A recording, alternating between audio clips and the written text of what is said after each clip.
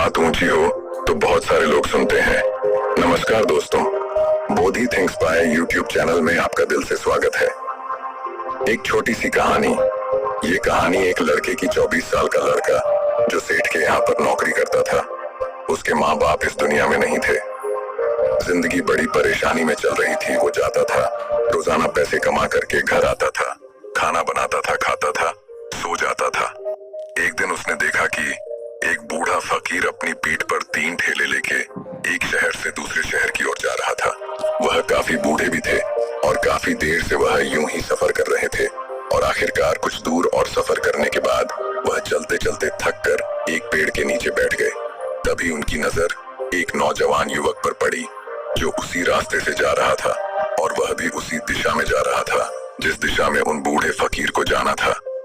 तभी वह लड़का उन बूढ़े फकीर के पास से होकर गुजरा। इस पर वह फकीर उस लड़के से कहते हैं, सुनो बेटा, क्या तुम मेरी थोड़ी सी मदद कर सकते हो? ये ठेला बहुत भारी है और मैं बूढ़ा हो चुका हूँ। मैं ज्यादा समय तक इनका बोझ नहीं उठा सकता और मैं बहुत थक भी चुका हूँ। तो क्यों ना तुम मेरे एक ठेले को ले लो और मुझे उस दूसरे गांव तक पहुंचा दो। इसके बदले में मैं तुम्हें 3 स्वर्ण मुद्राएं दूंगा। वह लड़का उन फकीर की सारी बातें सुनता है और उन फकीर से कहता है, कोई बात नहीं बाबा, मैं आपकी मदद करने के लिए तैयार हूँ। कहिए आपको कहाँ जाना है? ऐसा कहकर उस लड़के ने उन फकीर का एक ठेला उठा लिया और अपने कंधे पर ले लिया। तभी उस जवान लड़के को यह एहसास हुआ कि यह ठेला तो सचमुच बहुत भारी है। वह लड़का और फकीर दोनों रास्ते में आगे की ओर बढ़ चले। कुछ दूर आगे चलने के बाद देखते ही देखते वह गांव खत्म होने लगा और अब एक सुनसान रास्ता आगे की ओर जा रहा था। वे दोनों अपने मार्ग में मस्त होकर आगे की ओर बढ़ रहे थे। जब भीड़ से पूरी तरह से अलग हो गए तो वह लड़का उन फकीर से कहता है, बाबा, इस ठेले में आखिर ऐसा क्या रखा है जो ये ठेला इतनी वजन है? इस पर वह फकीर आदमी उस लड़के को जवाब देते हुए कहते हैं, कुछ नहीं बेटा, बस इसमें तांबे के कुछ सिक्के भरे हुए हैं, इसी कारण ये ठेले में बहुत वजन है। उन फकीर की यह बात सुनकर वह लड़का मन ही मन सोचने लगा, लगता है ये बाबा है, तभी तो इतने सारे तांबे के सिक्के लेकर चल रहे हैं। और फिर तभी उसके मन में एक ख्याल आया कि मुझे क्या करना है। मुझे तो खाली यह ठेला दूसरे गांव तक पहुंचा है, बस इतना ही। जैसे ही उसके मन में यह ख्याल आया, उसने तांबे के सिक्कों का वह ख्याल मन से निकाल दिया और अपनी धुन में मस्त होकर वह आगे की ओर चलने लगा। चलते चलते कुछ और समय बीता और वे दोनों एक नदी के किनारे जा पहुंचे। वह लड़का हट्टा कट्टा था और काफी चुस्त और तंदुरुस्त भी था, इसलिए वह बिना सोचे समझे उस नदी में उतर जाता है। किंतु वह फकीर अब भी किनारे पर ही खड़े थे। इस पर वह लड़का उन फकीर से कहता है, क्या हुआ बाबा, चलिए आइए, हमें यह नदी पार करनी होगी, तभी तो हम उस गांव तक पहुंच पाएंगे।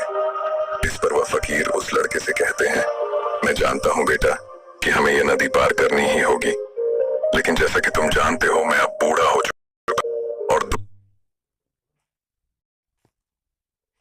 दो ठेले लेकर मैं ये नदी पार नहीं कर सकता। कहीं मेरा पांव फिसल गया तो क्या होगा? क्या तुम मेरी एक और गठरी ले सकते हो? मैं तुम्हें इसके बदले भी 3 स्वर्ण मुद्राएं दूंगा। इस पर वह लड़का मुस्कुराते हुए उन फकीर से कहता है, बाबा, आप मुझे शर्मिंदा कर रहे हैं। यदि आप मुझे स्वर्ण मुद्राएं ना भी दें तो भी मैं आपका कार्य अवश्य करूंगा। मैं आपको उस दूसरे गांव तक जरूर पहुंचाऊंगा। इस पर वो फकीर मुस्कुराते हुए उस लड़के से कहते हैं, बेटा तुम तो बड़े ही भले इंसान लगते हो। इतना कहकर उन्होंने वह दूसरी गठरी भी उस लड़के को थमा दी। उस लड़के ने जब वह दूसरी गठरी अपने कंधे पर रखी तो वह गठरी भी उसे बहुत ज्यादा भारी लगी, लेकिन उसने वहां पर कुछ नहीं कहा। जैसे तैसे उन दोनों ने नदी पार की। नदी पार करने के बाद बातों बातों में ही उस लड़के ने उन फकीर से कहा, बाबा, आखिर इस दूसरी गठरी में क्या है? ये गठरी भी बहुत वजन है। इस पर वह फकीर उस लड़के को जवाब देते हुए कहते हैं, बेटा, इसमें चांदी के सिक्के हैं, इसी कारण यह गठरी भी बहुत वजन है। उन फकीर की यह सारी बातें सुनकर अब उस लड़के का दिमाग तेजी से काम करने लगा था। वह यह सोच रहा था कि एक ठेले में तांबे के सिक्के हैं और दूसरे नदी के ऐसा प्रतीत होता है मानो यह फकीर बाबा कहीं दूर से आ रहे हैं और उन्होंने अपनी सारी जमीन जायदाद बेचकर ये सारे अभी तो वह इतना धन लेकर चल रहे हैं, लेकिन वह लड़का उन फकीर से कुछ नहीं कहता और वे दोनों चुपचाप मार्ग में आगे की ओर बढ़ते चले जाते हैं। कुछ दूर आगे बढ़ने के बाद एक बार फिर एक सुनसान राह आती है। उस सुनसान रास्ते को देखते ही उस लड़के के मन में तरह तरह के विचार उत्पन्न होने लगे। वह यह सोचने लगा, अरे यह तो सुनसान जगह है, अगर मैं ये सिक्के लेकर यहाँ से भाग जाऊं तो ये फकीर मुझे कभी भी नहीं जो इनकी मदद कर पाए। और वैसे भी ये बहुत सारे सिक्के हैं, मैं इनसे एक अच्छी दुकान खरीद सकता हूँ, अपना नया व्यापार शुरू कर सकता हूँ। और वैसे भी ये बूढ़ा फकीर अब इन पैसों का क्या करेगा, इससे अच्छा तो मैं ही इन्हें रख लेता हूँ। वह लड़का ये सब बारे में सोच ही रहा था, तभी अचानक उसे खुद पर आश्चर्य हुआ। अरे मैं यह क्या सोच रहा हूँ, ये फकीर बाबा न जाने कहां से आ रहे हैं और क्या खोज करके इन्होंने इतने सारे पैसे इकट्ठा किए होंगे। मुझे इनका फायदा नहीं उठाना चाहिए। नहीं नहीं, मुझे ऐसा नहीं करना चाहिए।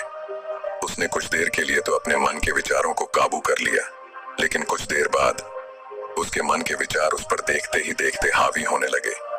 वह लड़का दो ठेले लेकर उन फकीर के पीछे पीछे चल रहा था और कुछ दूर आगे चलने के बाद एक पहाड़ी आई। इस पर वह फकीर बाबा उस लड़के से कहते हैं, बेटा ये पहाड़ी मैं नहीं चढ़ पाऊंगा, मैं काफी बूढ़ा हो चुका हूँ और मेरे घुटनों में भी दर्द रहता है। यदि तुम मेरी तीसरी गठरी भी ले लो तो मैं तुम्हें 3 और स्वर्ण मुद्राएं दूंगा, लेकिन याद रखना इसे कहीं गिराना मत, कहीं ये गठरियां खुल ना जाए। इस पर वह लड़का उन फकीर से कहता है, क्यों बाबा, आखिर इसमें ऐसा क्या है? इस पर वह फकीर उस लड़के से कहते हैं, बेटा इसमें स्वर्ण मुद्राएं हैं। ये सुनकर वह लड़का मन ही मन बहुत प्रसन्न हुआ। उसने चुपचाप वह गठरी भी उन फकीर से ले ली और देखते ही देखते वे दोनों मार्ग में आगे की ओर बढ़ने लगे। अब वह फकीर बिना कोई वजन लिए हुए आराम से पहाड़ की चढ़ाई पर चढ़ रहे थे, किंतु वह नौजवान लड़का जो पीछे था वह वजन के कारण बहुत धीरे धीरे चल पा रहा था। लेकिन जब से उसने सोने का नाम सुना था उसका मन तो छलांग मार रहा था। वह मन ही मन सोच रहा था, अगर मुझे यह सारा धन मिल जाए तो मेरा पूरा जीवन तो आराम से कट जाएगा। वैसे भी ये बाबा तो बूढ़े हो चुके हैं, भला इन्हें इतने पैसों की क्या जरूरत है, इनका जीवन तो वैसे भी कट चुका है। मैं एक काम करता हूँ, ये सारे पैसे लेकर यहाँ से भाग जाता हूँ। लड़के के मन में अनगिनत विचार उठ रहे थे। लड़के का मन अब उसकी बुद्धि पर पूरी तरह से हावी हो चुका था और उस लड़के का मन अपनी बात को सही साबित करने के लिए उससे कुछ भी कह रहा था।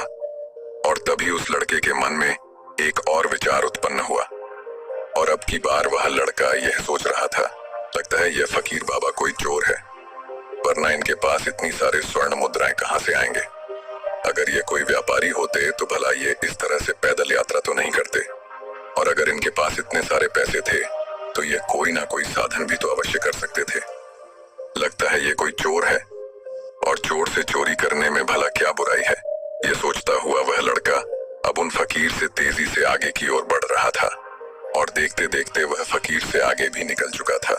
और वह यह सोच रहा था कि जैसे ही पहाड़ की ढलान आएगी मैं तीनों गठरियां लेकर भाग जाऊंगा, इससे ये सारे पैसे मेरे हो जाएंगे और मेरी गरीबी भी हमेशा हमेशा के लिए दूर हो जाएगी। मैं जो चाहूंगा मैं वो कर पाऊंगा, मेरे पास बहुत सारा धन होगा। और देखते देखते वह दोनों पहाड़ की चोटी पर पहुंच गए और अब ढलान का रास्ता शुरू होने वाला था। तभी वह लड़का उन फकीर से नजरें बचाकर वह तीनों गठरियां लेकर भागता हुआ आगे बढ़ गया। अब उसे अपना शरीर बहुत हल्का महसूस हो रहा था, मानो उसे उन तीनों ठेलों का वजन तक न मालूम पड़ रहा हो। काफी दूर दौड़ते दौड़ते किसी तरह से वह अपने आप को बचते बचाते अपने घर पहुंचा। उसकी खुशी का कोई ठिकाना नहीं था। उसने सोचा, क्यों ना मैं जल्दी जल्दी इन गठरियां में से वो सारे पैसे निकाल लूं। यह सोचकर जब उसने गठरियां खोली तो पहली गठरी में उसे लोहे से जंग भरे हुए सिक्के मिले। यह देखकर उसे यकीन नहीं हुआ। इस पर उसने फटाफट दूसरी गठरी भी खोल डाली, उसमें भी उसे लोहे के जंग लगे हुए सिक्के ही निकले। यह सब देखकर वह लड़का बड़ा हैरान था। आखिर यह सब क्या हो रहा है? उन फकीर ने तो मुझसे और ही कुछ कहा था। अब उसने वह सोने वाली गठरी खोली और उसमें भी लोहे के जंग लगे हुए सिक्के ही निकले। यह देखकर वो लड़का बड़ा क्रोधित हुआ। उसने सोचा, उन फकीर वजीर ने मुझसे झूठ क्यों कहा? उन्होंने मुझसे ऐसा क्यों कहा कि एक में तांबे के सिक्के हैं, एक में चांदी के और तीसरे में स्वर्ण मुद्राएं हैं? वह यह सब सोच ही रहा था कि तभी उसकी नजर उस थैले में पड़े एक पत्र पर पड़ी। उसने वह पत्र उठाया और उस पत्र में लिखा था, यह पूरा नाटक ईमानदार व्यक्ति की खोज करने के लिए रचा गया है और मैं इस राज्य का राजा हूँ। मेरी कोई संतान नहीं और इसीलिए मैंने यह षड्यंत्र रचा है ताकि मैं अपने राज्य में किसी एक ऐसे ईमानदार व्यक्ति की खोज कर सकूं जो मेरे बाद इस राज्य का राजा बन सके और इस राज्य भार को संभाल सके। और इस राज्य का भार वही संभाल सकता है जो पूरी तरह से ईमानदार हो, जिसके मन में किसी प्रकार का कोई लालच ना हो। इतना पढ़ते ही वह लड़का जोर जोर से चिल्लाने लगा। वह सर पकड़कर बैठ गया। वो यह जानता था कि यदि वह अपने मन के विचारों पर काबू कर लेता तो उसका जीवन संवर सकता है, लेकिन वह अपने मन के विचारों पर काबू नहीं कर पाया। दोस्तों, महात्मा बुद्ध कहते हैं कि मन ही सब कुछ है। आप जो सोचते हैं वही बनते हैं, इसलिए आपका सबसे बड़ा दुश्मन भी आपको उतना नुकसान नहीं पहुंचा सकता जितना कि आपके मन के यह अनियंत्रित विचार पहुंचा सकते हैं। महात्मा बुद्ध कहते हैं, अपने भीतर ध्यान से देखो। हमारे भीतर जो विचार चल रहे हैं वही विचार शब्द बनते हैं। शब्द कर्म के रूप में प्रकट होते हैं। बार बार दोहराने पर कर्म बर्ताव में बदलता है और धीरे धीरे समय के साथ बर्ताव चरित्र में परिवर्तित हो जाता है और यही चरित्र हमारे भाग्य का निर्माण भी करता है। इसलिए हमें हमेशा अपने विचारों के प्रति सजग होना बहुत आवश्यक है। हमें जागरूक होना बहुत आवश्यक है। हमें यह जानना जरूरी है कि हमारे मन में किस प्रकार के विचार आ रहे हैं। आगे महात्मा बुद्ध कहते हैं कि कमजोरी हमेशा छोटे विचार से शुरू होती है। यह एक बीज के रूप में होती है और यदि इस बीज को नष्ट ना किया जाए तो यह छोटा सा विचार बहुत जल्द ही एक विशाल वृक्ष का रूप ले लेता है और हमारी बुद्धि की सोचने और समझने की क्षमता को पूरी तरह से नष्ट कर देता है। जिस प्रकार आपने इस कहानी में देखा किस प्रकार उस जवान लड़के का मन उस पर हावी हो चुका था और उसकी सही और गलत सोचने की क्षमता पूरी तरह से नष्ट हो चुकी थी, जिस कारण वह यह समझ नहीं पाया कि उसे क्या करना चाहिए और उसके लालच ने उसके भीतर इतनी ऊर्जा भर दी कि वह तीनों ठेले उठाकर इतनी तेजी से वहां से भागता आगे भी बढ़ गया। इसीलिए जब आपके मन में पहली बार कोई गलत विचार उत्पन्न हो तभी उसे जड़ से उखाड़ देना चाहिए, अन्यथा वह विशाल वृक्ष का रूप लेगा और आपको किसी न किसी गलत राह पर वह ढकेल ही देगा। आप चाहकर भी उसे रोक नहीं पाएंगे। लेकिन अब आपके मन में यह प्रश्न उठ रहा होगा कि हम भला अपने मन के विचारों को कैसे नियंत्रित करें। हमारा मन तो इतना चंचल है, वह इतना शक्तिशाली है कि वह हम पर हावी हो ही जाता है। हम चाहकर भी उस पर नियंत्रण नहीं कर पाते। इसका जवाब में महात्मा बुद्ध हमें दो बातें समझाते हैं। पहली बात, सही इरादा विकसित करो। कई बार आपने देखा होगा कि आपके मन में कुछ और होता है किंतु आप कहते कुछ और है, क्योंकि आपके मन के भीतर जो कुछ बसा है वही आपके मुख से बाहर भी निकल रहा है। लेकिन जब हमसे वह गलती हो जाती है तो उसके बाद हमारा मस्तिष्क अच्छी तरह से काम करना शुरू कर देता है। हमारे सोचने और समझने की क्षमता एक बार फिर से जागृत हो जाती है और ऐसी अवस्था में हमें यह एहसास होता है कि हमसे गलती हो गई है और फिर हमारा मन दुखी हो जाता है। हमारा मन अफसोस से भर जाता है और इस भारीपन और दुख से बचने के लिए महात्मा बुद्ध हमें सही इरादा विकसित करने के लिए कहते हैं। इसके लिए जब भी आप कोई कार्य करने जा रहे हो तो सबसे पहले आपको यह खुद से पूछना चाहिए कि जो कुछ भी मैं करने जा रहा हूँ इसके पीछे मेरा इरादा क्या है। क्या मैं दूसरों को दुख पहुंचाना चाहता हूँ या दूसरों को नीचा दिखाने जा रहा हूँ या मुझे खुद को ऊपर उठाना है। खुद से सवाल कीजिए, खुद को जागृत कीजिए। जब आप इरादों के प्रति सचेत होने लगेंगे, जब आप विचारों के प्रति सजग होने लगेंगे, तभी आपके भीतर सकारात्मक ऊर्जा का प्रवाह होगा। तभी आप सकारात्मक इरादों से जुड़ने लगेंगे और आपके मन के भीतर बसी हुई वह नकारात्मक ऊर्जा और नकारात्मक इरादे दिन ब दिन कम होने लगेंगे। परंतु याद रहे, आपको यह हर रोज करना होगा और आपको यह हमेशा ध्यान रखना होगा कि आपको केवल अच्छा सोचना है। आपके इरादे हमेशा अच्छे होने चाहिए, तभी आप दुख और तकलीफों से बच सकते हैं। अन्यथा आप इसी तरह से दुख और तकलीफों में घिरे ही रहेंगे और आप कभी इससे निकल नहीं पाएंगे। दूसरी बात, मन के प्रति सजगता विकसित करो, जिससे आपका मन देखते देखते शांत होगा और आपके मन के भीतर बसी हुई वह नकारात्मक ऊर्जा, नकारात्मक विचार खत्म होने लगेंगे, आगे बढ़ेंगे। और आपको इसके लिए बस इतना ही करना है कि इस पल में जो कुछ भी हो रहा है, आपकी आंखों के सामने, आपके भीतर जो कुछ भी, जैसा भी चल रहा है, बस उसे देखते रहना है। अपने मन के अच्छे बुरे विचार, अपनी भावनाएं और अपनी यादों पर बिना प्रतिक्रिया दिए उन्हें केवल देखते रहना है, जिससे आपके मन के सारे विचार देखते ही देखते खत्म होने लगेंगे। आपका मन खाली होने लगेगा और आप नकारात्मक विचारों से, न सोच से बच सकते हैं और आप इन दुख और तकलीफों से भी दूर रह सकते हैं। इसीलिए महात्मा बुद्ध कहते हैं, जो स्वयं को देखता है वही सबसे बड़ा तपस्वी है। अर्थात जो अपने मन में चल रहे उन विचारों को बिना प्रतिक्रिया दिए हुए केवल देखता है और उन पर कोई भी प्रतिक्रिया नहीं करता, बस उन्हें देखता और समझता है, वास्तविकता में वही मन पर नियंत्रण भी कर सकता है और वही अपना जीवन सुखी और खुशहाली तौर पर जी सकता है। इसलिए यदि आप भी अपने जीवन को सुखी और खुशहाल बनाना चाहते हैं, तो आपको सबसे पहले अपने मन पर नियंत्रण साधना ही होगा। अपने मन को खाली करना ही होगा। अपने मन के विचारों के प्रति आपको सजग होना ही होगा। दोस्तों, उम्मीद है कि आपने आज की इस वीडियो से जरूर कुछ ना कुछ सीखा होगा।